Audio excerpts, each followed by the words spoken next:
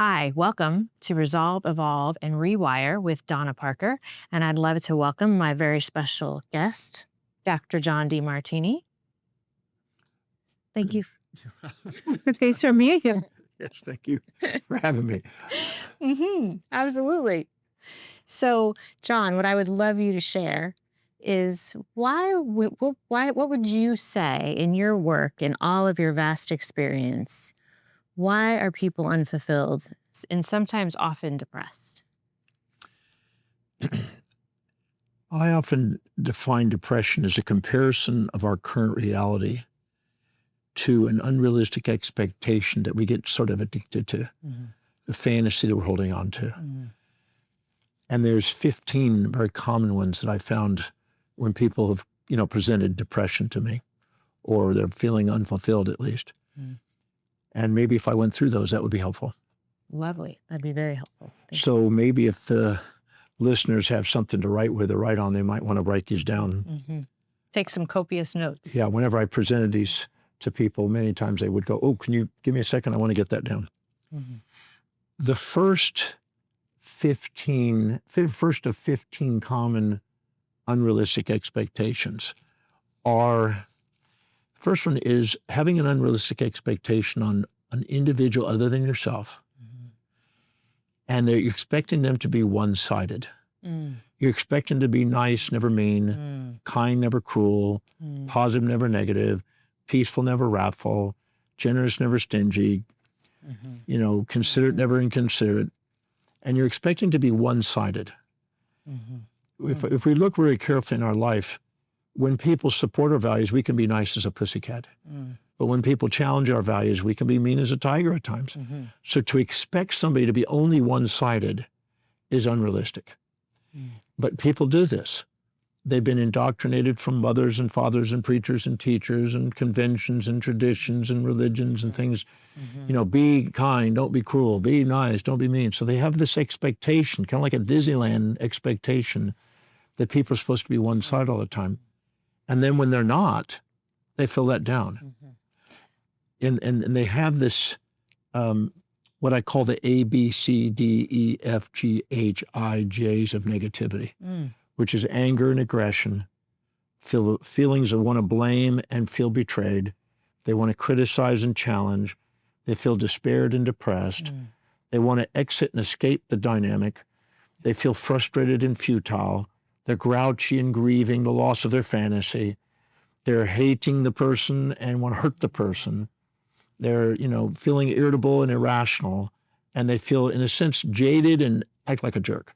I call it the A, B, C, D, E, F, G, H, I, J's of negativity, which underlie depression and unfulfillment.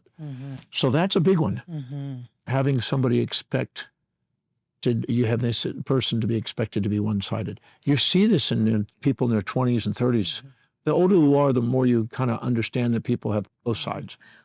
And the more that I've studied your work and have seen it demonstrated in people's lives, that you can actually appreciate that there's a benefit. When we're nice, we're mean. There's just as much advantages to being mean as there is to being nice, depending on the moment. Well, the thing is, sometimes when somebody's nice and generous, you can become juvenilely dependent on them. And disabled and enabled, and then fed the fantasy that that's how life's supposed to be. And then when they're challenging you, and sometimes on the mean side or critical side, they can make you become more independent and more resourceful and more, creative and solution-oriented. So you need both. Right. So it's recognizing that you actually need both equally. Maximum growth and development of human beings occurs at the border of the pair of opposites, the unity of opposites. So if we're expecting a one-sided world, the world's not going to give it to us. That would be like expecting a one-sided magnet. And then you'd kind of say, if I give you $1 billion, if I gave you a magnet, give me the positive pull of the magnet. Couldn't do it. You'd cut it in half, you'd have two little magnets with positive and negative. Cut that in half, you just keep ad infinitum, you'd cut them in half, you still get positive and negatives. So having an unrealistic expectation on an individual other than yourself to be one side is one. And that's more common than most people realize.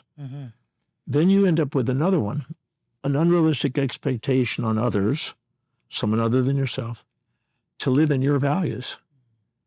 And this happens in relationships a lot. Two people get together. They both are initially a bit infatuated, perceiving that that person's going to offer them more positives and negatives. And when they're both infatuated, they subordinate to what's important to them sometimes, or minimize that, and then try to live in the other person's values initially. And they both are sacrificing what's important to them and building up resentment to eventually go and get their life back. But initially, you actually think that they're going to live in your values, and they're not going to sustain it. You can't live in other people's values and sustain it. You can live in your own values. Every decision you make is based on your values, but expecting somebody to live in your values, and you see this in relationships. That's when you get into the shoulds.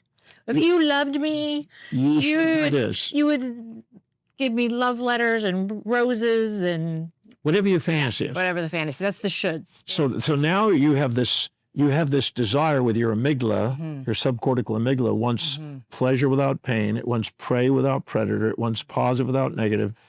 And it's very vulnerable and sensitive when all of a sudden you're not living and supporting their values. So you're addicted to the idea that they're going to praise you and give you positive and live in your values. And then when they don't, you feel betrayed and let down, and anger and aggression, blame and betrayal, etc. So you put those two together and you get the third one. The third unrealistic expectation is that you're now expecting them to be more supportive than challenging, more positive than negative, and more kind than cruel, and live in your values. Of course, what about their values?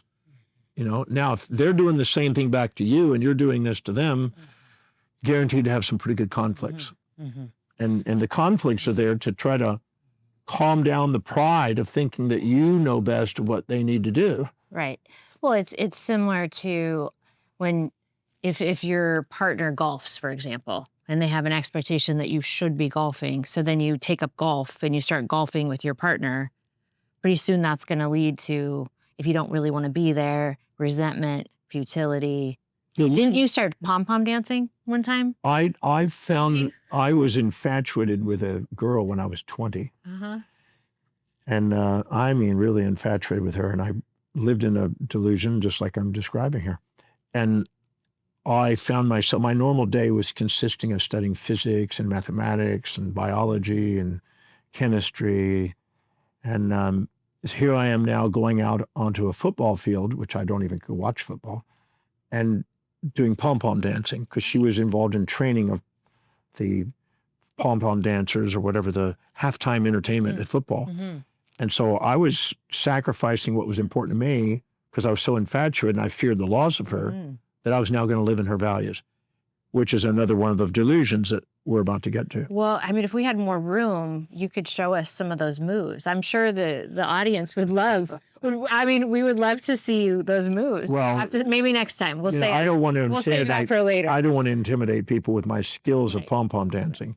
They may not feel, Yeah. by comparison. But anyway, so the first one is an expectation of people to be one-sided, positive without negative, support without challenge, kind without cruel. The next one is that they're going to live in your values, not their own, which is not going to happen. The third one is the combination of those two. So now you got a double whammy. And now you're going to be somewhat angered, unfulfilled, and resentful to them because they're not living in the fantasy you have. And you attach to these things because they stimulate dopamine in the brain. Right. The next one, number 4, is an unrealistic expectation on yourself to be one-sided. So now you're expecting yourself to be always positive, always kind, always up, always, whatever the moral hypocrisy that people are imposing on you that you're supposed to be. And now you are not angry at others, you're angry at yourself for not living up to the fantasy. So this is a self-depreciation. When they're not living up to it, you have kind of an anger to them. When you're not living up to your fantasy, you now have anger to you. And you feel sorrow because, what's wrong with you? You self-depreciate.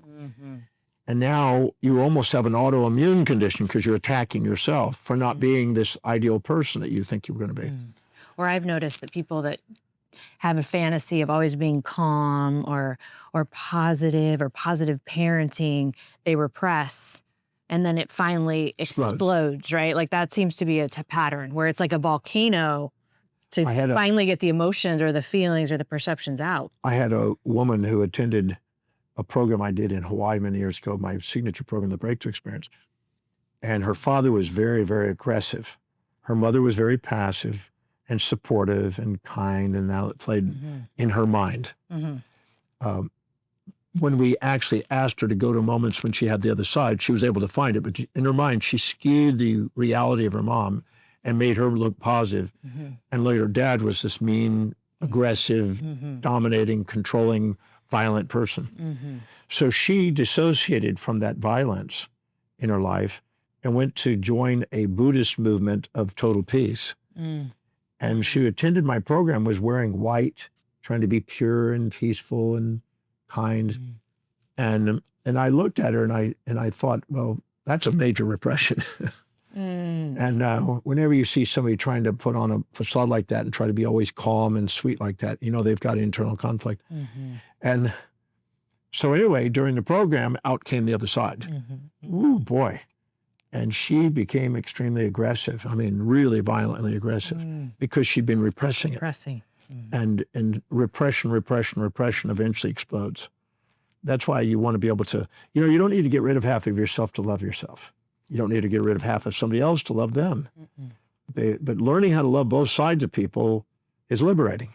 And because that's what's going to happen. You're not going to get a person that's going to be one side. You're going to get somebody that's both-sided. And that's your children will be that way, your spouse, your mother and father, your friends. You're not going to get a one-sided person. And if they do, it's going to be repressed and it's eventually going to explode. So the fourth one is the unrealistic expectation yourself to be one-sided. And you'll beat yourself up trying to be. I did a really great 2-year research project on trying to be positive all the time. If you want to go waste your time on that and prove to yourself that's not going to happen, there's a thing called hedonic treadmill and hedonic adaptation and hedonic paradox that outlines and explains why that's not going to happen. You can read about it. Yeah, my attempt to be positive all the time, I ended up on antidepressants. Well, that's what will happen. Yeah. People will take a drug because they'll be depressed because their life's not matching the fantasy they're expecting. So my life before the Demartini breakthrough experience, his signature program, which is unbelievable, life-changing, transformational. I've done, I know we're bird walking, but I think it feels important. I've attended almost a lot of different thought leaders, a lot of different seminars. And if you haven't attended the signature breakthrough experience, it is absolutely nothing else like it in the world and transformational. But I like to call it my life before John, right? So then he really fucked me up. Yeah, I made her accountable. Yeah, exactly. Accountable to, I guess you could say, reality. The magnificence, the way life is actually, is greater than the fantasies we keep imposing on it, or these unrealistic expectations. And so when you actually get to see it and you actually have a glimpse of it, it's really eye-opening and really heart-opening. But anyway, the number 5th one now is the unrealistic expectation that you are going to live outside your values and in somebody else's. And this is what I was trying to do with that girl that I was infatuated with, enamored with. I was trying to live in her values. And for about 10 days to 2 weeks, I kind of did it. The first few days, it was great. I was kind of in dopamine land. But as the days went on, I was starting to think, I need to be studying. I've got a test coming up. I started having this stuff, and I was thinking, I don't want to upset her. I don't want to lose her because I'm infatuated with her. But I'm starting to build up some resentment that I can't be myself with her. And the resentment was actually building up to set me free of the infatuation, to balance it out, to be able to be myself. Yeah. Because people want to be loved for who they are, not for the fantasy that they're supposed to make themselves into. And I think that's exactly what happens with kids, right? And it's almost the teenage years. They've subordinated to the shoulds of the parents, and then the teenage years are almost for them to start to individuate and become more independent and fight back against their parents. The repression, trying to live by the superego of the mom and dad, the should and supposed to and got to and have to and need to and must and things. All the things about what's right and wrong by the parents you've now start to transcend them as the authority, and you start liberating yourself to say, hey, I'm my own authority here, even though you're now going on to maybe a different level of social dynamics and the authorities of the society, or, the boss at work or something. So, but that next one is, the fifth one is a doozy, because you're now expecting yourself to be something you're not. And anytime you meet somebody in a mall and you look up to them and you really admire them, you think they're more intelligent than you think they're more, achieving than you, more wealthy than you, more stable in their relationships, or more socially savvy or connected or networked, more people on Facebook or media or social media, more physically fit or attractive, or got a better bod, or some more spiritually aware. Anytime you compare yourself to others and put them on a pedestal, you'll tend to inject their values into your life and attempt to live by their values instead of yours. And then you'll lose your own, you might say, authenticity. And this is, Ralph Waldo Emerson said, envy is ignorance and imitation is suicide, because you're trying to be somebody you're not, and eventually you erode and self-depreciate because you can't live up to other people's values. You can't live in other people's values. You can live in your own. So going back to what your values are, which we can maybe address, is essential. So now you put those together. So you got 1, 2, 3, right? Combination. Yep. 4, 5. Now we've got 6 by putting those together. And 7 is all the above. So 7 is, you've now got unrealistic expectations on others to be one-sided, or to, live in your values or outside their values. And then the combination of those, and then now you're expecting yourself to be one-sided, positive all the time, peaceful all the time, and then live outside your values, and the combination. And that's now number 7. Number 8 is an unrealistic expectation on a collective group of people. The people at work, or the people in your social circles, or the people in your church or your synagogue or your temple or mosque or something. And now you expect them to be one-sided. And this could be expanded all the way to the world. I'm expecting world peace. World peace. I'm expecting world, and I know people that actually live in the delusion that that's going to be. And not one individual can actually obtain that. Not even the gurus and the saints actually obtain that, if you actually get to know their lives and study their actual lives. But people have the fantasy and the unrealistic expectation that people are going to be one-sided. And this group of people are going to be world peace. I've spoken at 3 peace conferences. I'm getting ready to do another one in Bangkok. And I'm amazed at how many are deluded into thinking that that's, you're going to get to a point where everybody's going to agree and kumbaya and be in peace all the time. But this is another unrealistic expectation. Now add to that, now you're expecting everybody to be kind, everybody to be giving, everybody to be one-sided. Now add to that an unrealistic expectation on everybody that you meet collectively, society-wise.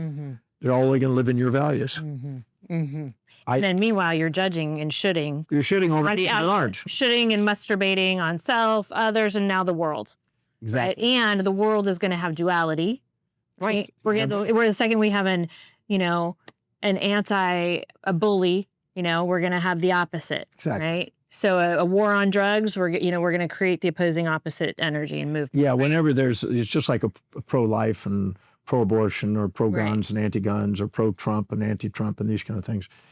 These in-group, out-group biases are inevitable in society, and you have two sides of the camp. And there's a law that governs it called the law of heuristic escalation. As one grows, an equal and opposite group grows to balance it, to keep it balanced.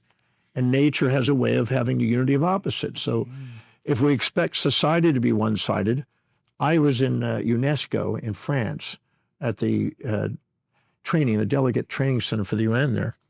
And I spoke to 75 new upcoming delegates that were going to be with the United Nations. They came from different parts of the world.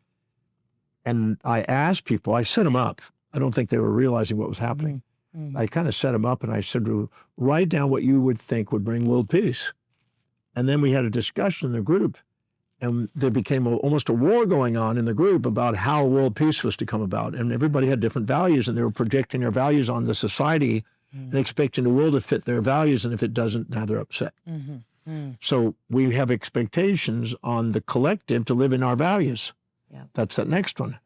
Then the combination of those two, you're now expecting to be peaceful and to live in your values. And what you think the whole world needs is what the world needs to design. And if it's not, these are, sick people or crazy people or bad people or whatever. And meanwhile, you're the one judging. You're the one projecting. And shoulding on self and others. And then you're in resistance. Well, you've had deflective awareness, and now you're deflecting. You're thinking they're doing something you're not doing, but you're actually living with this internal conflict. Yeah.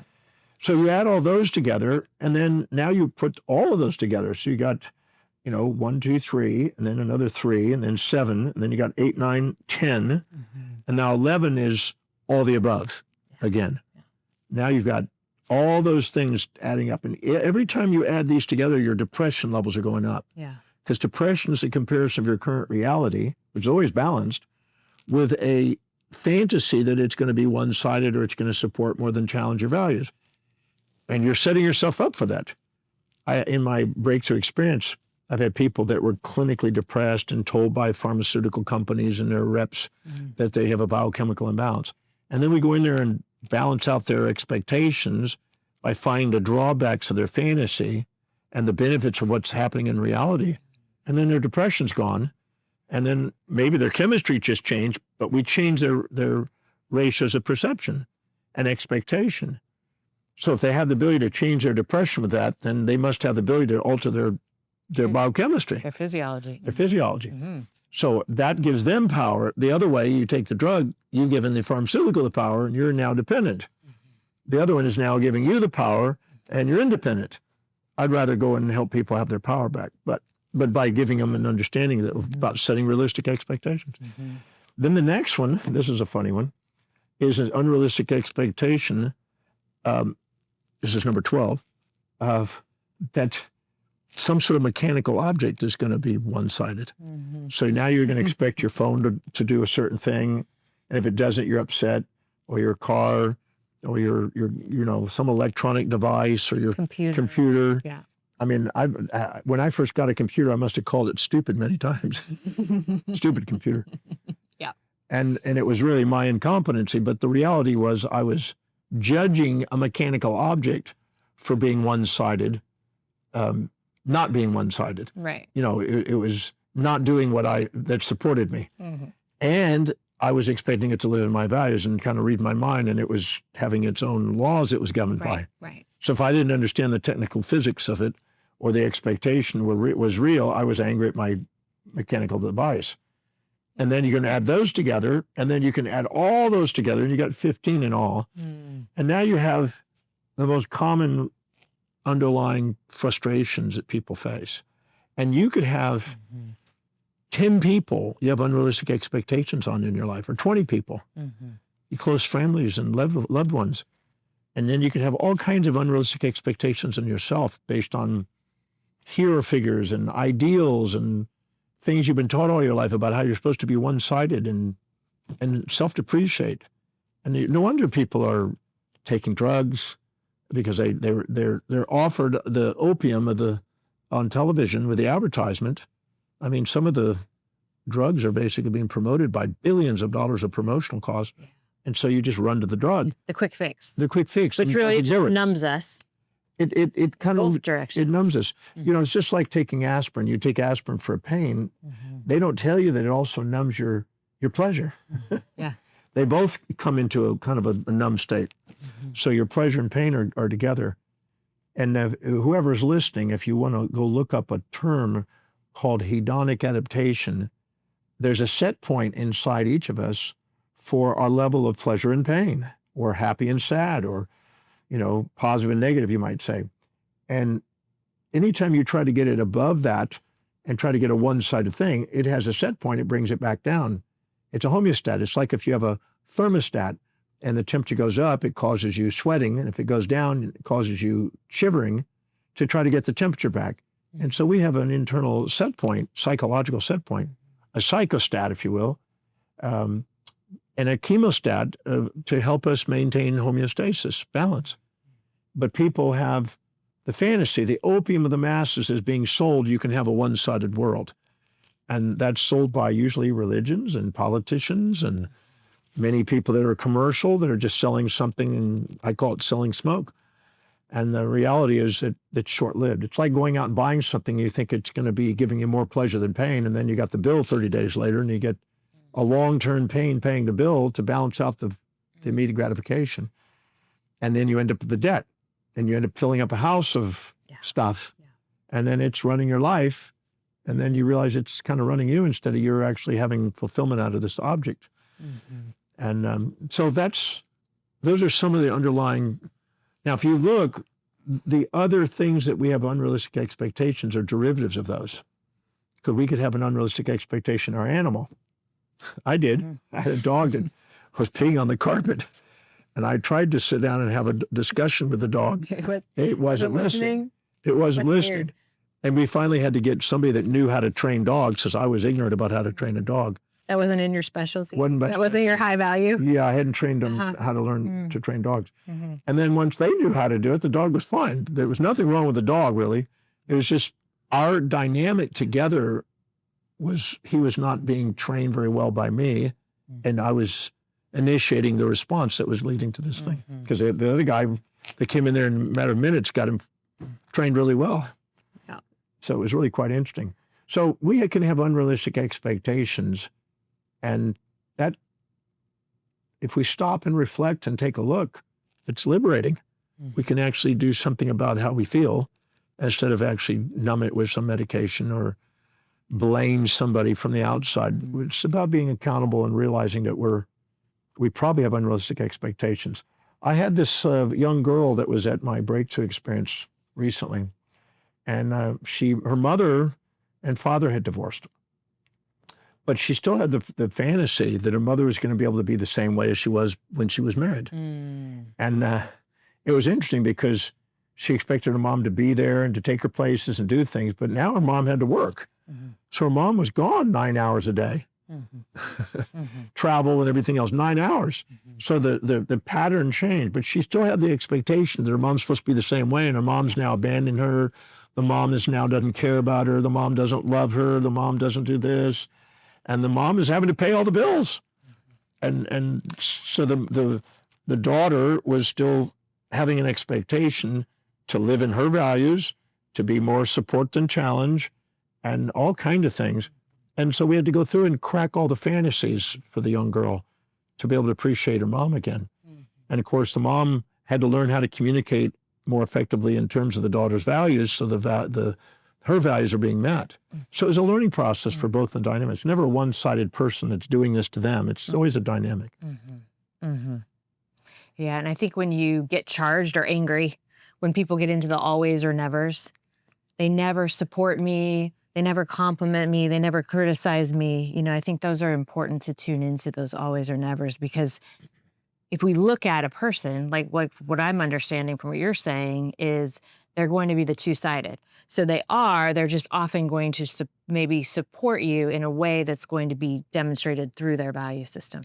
Is that true? Yeah. To that a little bit? Yeah, I think people live in their values and they show their love, their love language. There's talk about 5 love languages. The real truth is there's 8 billion love languages.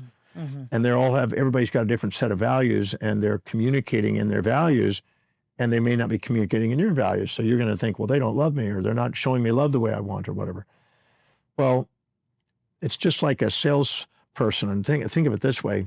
If you're a salesperson and you're going out to sell a customer, and the customer says, no, I'm not interested, bug off. And you say, well, that's a dumb person. They're an idiot. Why didn't they buy this great product?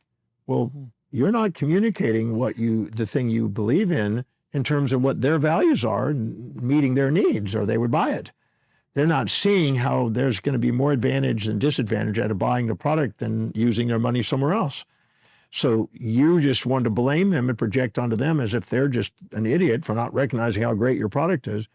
But ultimately, it's because you didn't care enough about the person to find out what their needs are, establish those needs, confirm those needs, and then make sure that your product, one, serves those needs, and then articulate those products in terms of those needs so they can see, wow, that will help me fulfill what's important to me.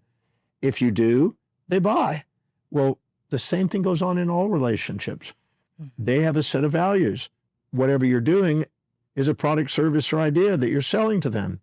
And if you can sell what's important to you in terms of what's important to them, the dynamic goes pretty smoothly. And you both engage in a sustainable, fair exchange dynamic. But if you don't, and you get self-righteous and think you know better than the customer, the person you're in relationship with, or you sacrifice and go, you minimize. So when you infatuate with them, you'll minimize yourself. When you resent them, you'll exaggerate yourself. Neither one of them are yourself. You're not authentic. They're not authentic. You're looking down or up at them and criticizing or praising them, fearing the loss or fearing the gain, and you end up not having any real dialogue. You're having alternating monologues, and you hold yourself back from a respectful, caring relationship dynamic. And really, everything we do in life is a caring relationship dynamic. Our dog, our cat, our kids, our parents, our loved ones, our people at work, our colleagues, the clients. What's not a caring relationship? It's all about that. So what's important then is to look at, one, understanding what your values are, your partners, or really how to communicate anybody you're in a relationship with in some form. It could be a business relationship or a social relationship. And then if you're beneath them, like you said, having a caring, right? Because otherwise, if you're beneath them, you're going to be tiptoeing, right? And you're careful and you're walking on eggshells, not wanting to say the wrong thing, right? Yeah, when you're the underdog, you're afraid to say negative things for fear of loss. When you're the overdog, you're afraid of saying positive things for fear of gain. When you're equal, you can say positive and negative things and give authentic responses and have sort of a bantering communication that builds respect. From more of a heart-centered, reflective. Yeah, you can say, you're not afraid to say both sides, and it keeps people in check. And that's, people actually respect that. And that is actually then the gift of getting to the point where people want to, they've been tiptoeing and tap dancing, walking on eggshells. For that is the gift for when we get to that point of the volcano, because then they start to empower themselves to actually speak what's really authentically in their hearts. Yeah, and many people confuse speaking from the heart with speaking their anger. I see that. Some people say, well, I'm just speaking my truth. I said, no, no, you are self-righteously assuming that they're doing something you're not. You're not humbling yourself to see where you do the same thing reflectively. You're assuming that what they've done has got more drawbacks than benefits, and you're blind to the upsides to what they're offering. And you're assuming that they're supposed to be one-sided and positive and supportive of your values instead of otherwise. And you set yourself up for these things. And everything is really, every relationship is a feedback mechanism to teach us about a part of ourselves that we were either too proud or too humble to own and we've had difficulty loving. It's teaching us how to love it. Yeah, I love that. It's sort of like when you're pointing the finger through, you're pointing back. So what you see in them is you. Yeah. Spot it. If you spot it, you got it. And that's a tough one, though, for most people. A lot of people have difficulty facing that truth. But I've been blessed in teaching the Breakthrough Experience, one of the Signature program, to 125, 130,000 people.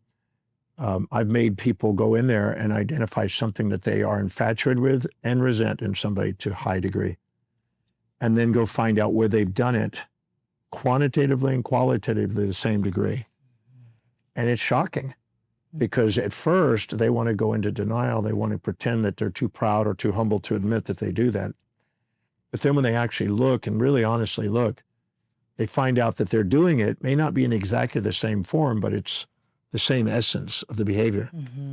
And 41 years ago almost, I went to the Oxford English Dictionary and I went through the dictionary instead of waiting for people to push my buttons and to find out what I hadn't owned and react and then have infatuations, resentments, and have them occupy space and time in my mind and run me. Because I'm sure you've been resentful so much that you couldn't sleep at night. You're preoccupied. By the way, if you hear a sound, a horn, it's because we're on a ship, sailing. Setting sail.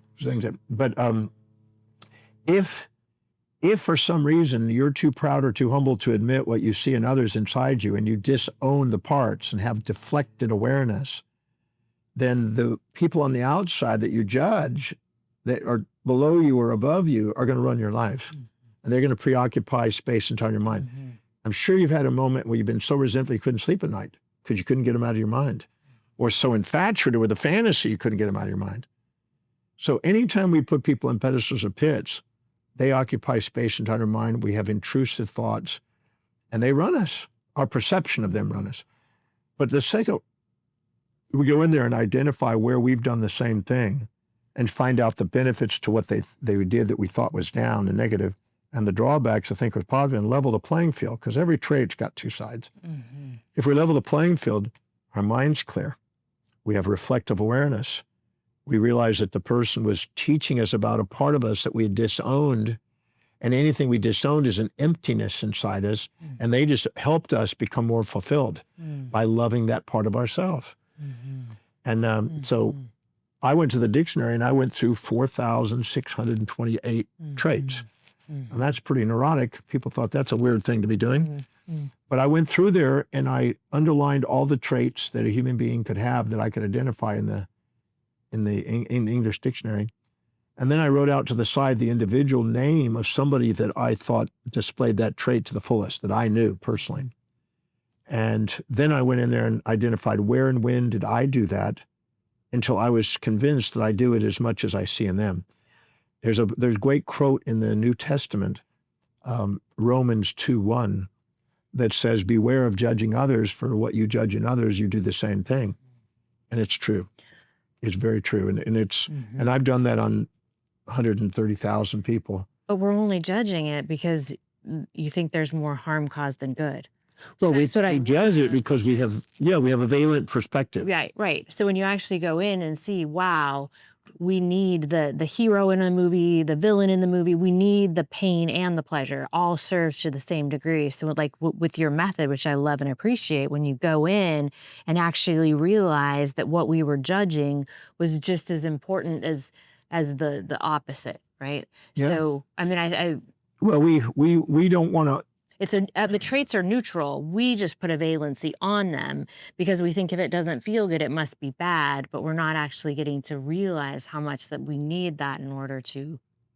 Well, we've been indoctrinated as an opium of the masses that, be kind, don't be cruel, be positive, don't be negative, be pleasant, pleasing, don't be displeasing, this kind of thing, and generous, not stingy. But the reality is you're both. In different settings, different times, you play out different roles. So if you are expecting a one-sided world from yourself, you're now going to be proud when you think you're doing it and ashamed when you're not. And when you're proud, you tend to get arrogant and narcissistic and project your values onto other people and look down on them. And when you're shamed, you tend to be more altruistic and subordinate and inject other people's values into you. And so you end up being inauthentic in this bipolar state because you're trying to be a one-sided person instead of embracing that you have both. There's another principle that you can look up that's called the moral licensing effect. And everybody has probably experienced it. You probably went out and worked out somewhere in your life and got yourself in shape. You got your abs tight and your broad chest and your butt tight and everything else, and really looked in the mirror and going, yeah, looking good. I worked out and got myself in shape, and that's why I got mirrors in all the gyms. And yet at the same time, that night, you gave yourself permission to overeat, eat chocolate, drink, have wine or whatever. The moral licensing effect says anytime you do something you're proud of, you give yourself permission to do something you're ashamed of. And the pride is not you, it's inauthentic. The shame is not you, inauthentic, but you put the two together, you get your authentic self. So it's a homeostatic feedback system to try to get you back to that psychostat, that center point. And your brain knows to do that because it wants you. You're most profoundly impactful and you reach more greater potential in your life when you're there, that authentic self. So anytime you go above or below, you have forces bringing you back into the center. And that's why judgment leaves you feeling empty, but love leads to fulfillment. And loving is basically embracing both sides of people simultaneously. Because, you know, when you first meet somebody, you infatuate with them very commonly. And then you discover some of the downsides.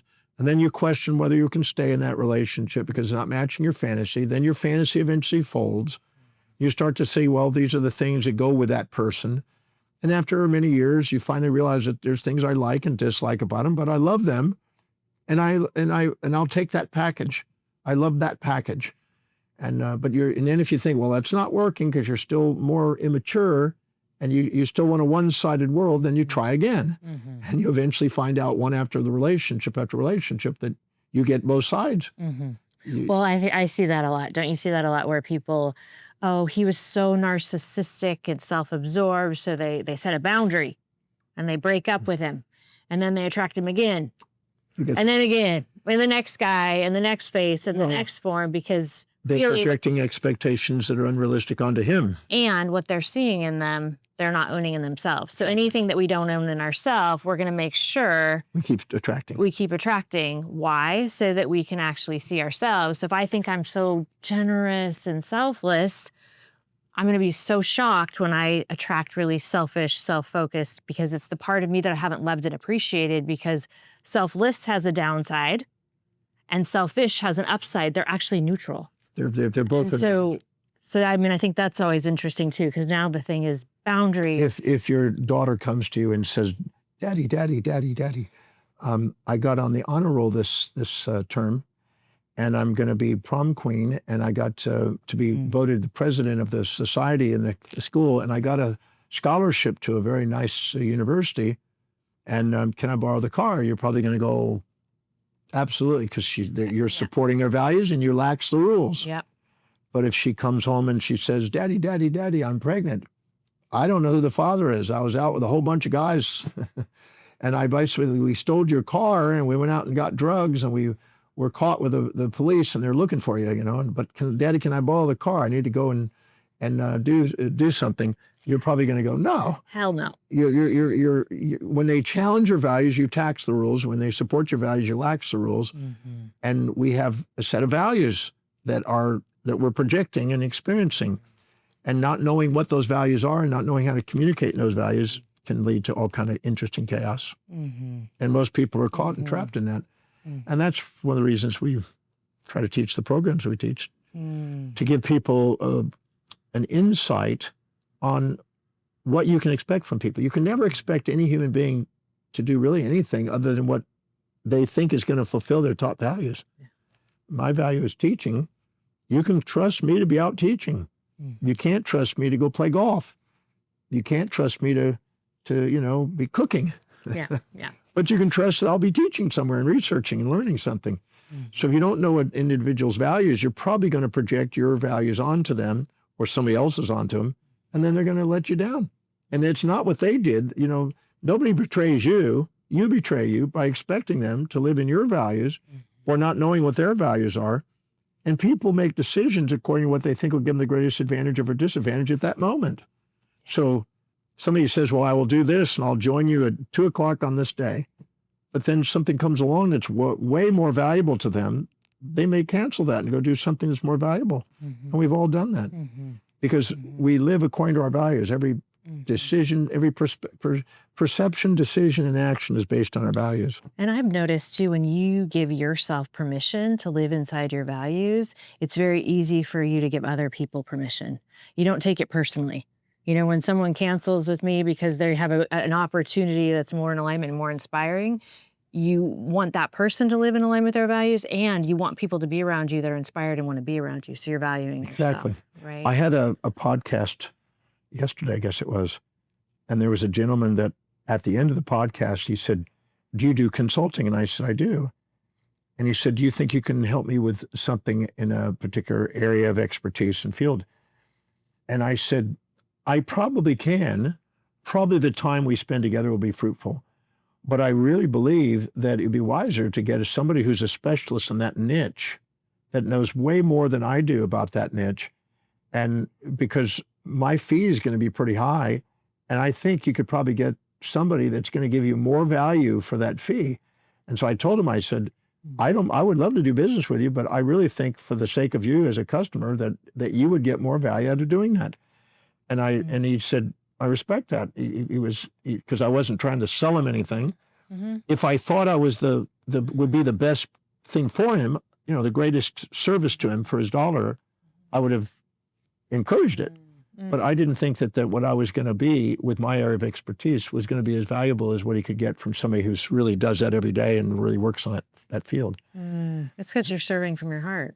Well, I just felt like he would have an unrealistic expectation. I would not possibly be able to live up to all his needs because I don't have all the expertise that he needs. And I think it'd be wiser to have somebody there or a combination. Let's get somebody who's knowledgeable about that and join together and do a consult as a threesome and make sure he gets the best advice. Threesome. Well, a threesome in the sense of a business transaction. Got it. Okay. Perfect. Excellent. Well, in terms of time, I'm just aware. Thank you so much for your time this afternoon. This was very helpful. I think looking at some of the causes of depression and finding meaning and fulfillment in individuals' lives. But I think the key piece, the next piece would be diving deeper in the values. Well, identifying what your hierarchy of values is and mastering the skill of living congruently according to what's highest on your values raises your self-worth, increases your productivity, allows you to liberate yourself from self-depreciating behaviors, limiting beliefs, some people call it, and it gives you an inspiration because you get to spontaneously do what you love doing. Why not live that way? So I try to help people identify what their values are and structure their life and master the ability to dedicate to what's really most important and delegate the rest. Well, you exemplify that. I've been blessed to be able to do that. And I'm useless except in my area of expertise. Right. Yeah. I'm useless. You can't be good at everything. To be fair. You would not want to eat anything I cooked. You would not want to be in the car I'm driving. I haven't driven a car in 35 years, so I don't trust me when driving. But you can trust me on human behavior and teaching and researching in that field. That's and transforming lives. And assisting people and mastering their life. That I'm pretty good at. The rest of it, it may put me in the glue factory on that. But we'll outsource that to other people, right? Exactly. That way. So if people wanted to understand the values, they can go to your website. If they go to drdemartini.com, DRDEMARTINI.com, there's a section called Determine Your Values. You can find it on there. Take a few moments of your day and go through and identify what your values are, what your life demonstrates your values are. Not what you fantasize, not what you wish they would be, not what you think they should be or ought to be, but what are they? It'll be eye-opening. And then start prioritizing your life according to what's really meaningful to you. You'll be more philanthropic and you'll want to contribute to other people's lives more because you're fulfilled. And you want to share what you're fulfilled. When you're feeling empty, you don't want to share it. You're more debaucherous and more self-absorbed. But when you're looking for other things to fill you up. To fill you up. Sex, drinking, whatever. Shopping, food. Yeah. But when you're fulfilled, you tend to want to contribute and share. And so that's why I think in the economic markets, they call it equities and shares in the stock market because you're doing an exchange. And having sustainable, fair exchange is one of the most fulfilling things we get to do. And when we live by our highest values, we increase that, maximize that. And then one of the other things, the last thing I'll close with that really inspired and transformed my life was look at the 7 things, high priority actions every day that you can align your inner day and fulfill your day with that is the highest priority actions to reach and fulfill your highest values. Yeah, if you're not filling your day with high priority actions that inspire you, your day is going to fill up with low priority distractions that don't. One will inspire you, the other one will weigh you down. One will radiate your light, the other one will gravitate yourself and you'll feel like you're unfulfilled. One will you'll feel like you're on top of the world, the other one will make you feel like the world's on top of you. It's your choice. If you don't prioritize your life, if you don't live by design, you're going to live by duty. And if you don't create your own culture, you'll end up following a culture and living by conformity and not enormity. Boom. Drop the mic. I think that's an excellent note to leave. Thank you so much for your time, And yeah, maybe we can continue this again on another show. We'll have to do another show. Yeah. Thank you for listening. Thank you for the lovely interview and the podcast. And until next time. Thank you so much.